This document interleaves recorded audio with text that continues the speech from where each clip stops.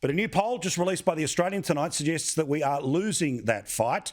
But I'll explain why there's a big pinch of salt that you have to take. The headline is absolute. That Labor would win and would end up getting 80 seats, having 4 seats as a majority. They would well and truly be in charge of the country. But before people get too excited, start giving up, throw the toys out of the cot, or think that they have already won, let me explain why there is a pinch of salt with this poll. Now, put simply, the way that they've put this thing together is that they did a sample size of 19,000 people, and the suggestion is that the government would be reduced to 63 seats. The Greens would not win an extra seat. 7 independents, including many of the Teals. The predicted result of an election were held today would see Labor with an estimated 12 seats that they're winning, giving it a majority of 5 in the lower house. So let me explain here. Once again, the sample size is what matters here, because the way they've worked this out is they've taken that overall sample size and spread it out across 151 seats across the country. Now, that means the average sample size that they have used to predict the result is 125 people in electorates that have tens of thousands of people. Now, all of this is to do with a new way of polling. And if this is correct, this is the new way to do polling. But I'm just trying to explain to you the pinch of salt that comes with this, right? Now, let me explain, because it is a statistical technique where they take the results from their sample and then they add a whole bunch of other information.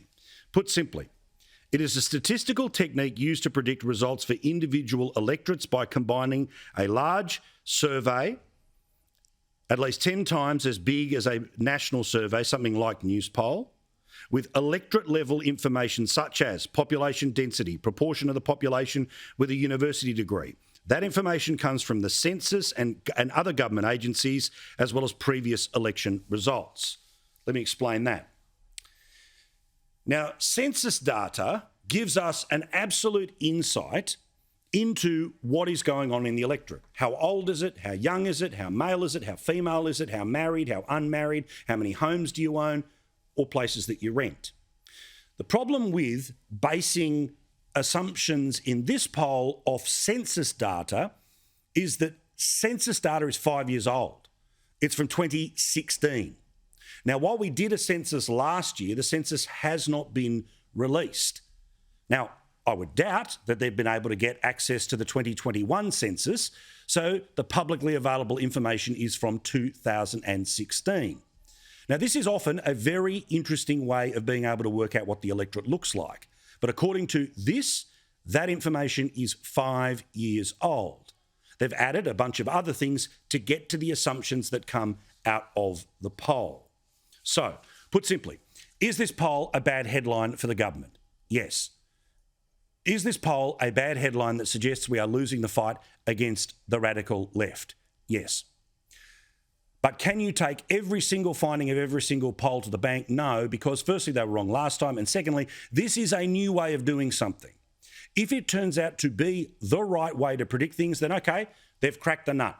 They've found the way to start doing specific seat-by-seat polling.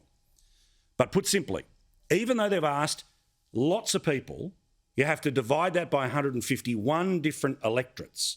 And that's when you start to get down to small sample sizes that mean if 5 people say they're going to vote this way, then it looks really big in the poll. The second thing is about preferences. Now, I talk constantly about preferences on this show because they will determine the election. Let me explain. In 2016, Conservative parties, their preferences split 50-50 between the Labor Party and the Liberal Party. In 2019, they split more like 60-40, a little higher here, a little lower there. But if that preference flow of 60-40 was repeated again at this election, then a lot more seats are tighter and winnable for the government.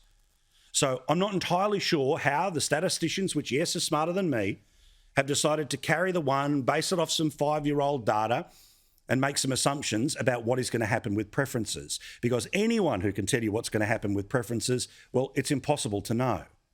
So I repeat what I have said to you every single night. Your preference matters.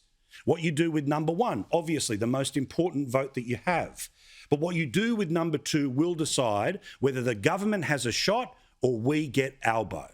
So if you're somebody who watches this program, who's heard us talk about the threat of the mad left, that's laughed at DJ Albo and all the other things that we've done for a long time on this show, well, then it's very obvious you have to pick a government with your number 2, not put them all last and we'll just get to 22nd, 23rd and 24th on your ballot paper. So a pinch of salt, but that's going to be the headline coming out of tomorrow. This poll's about an hour old, so I'm doing my best to wrap my head around it. We'll get some other bigger brains than mine to help crack those numbers for you in a second.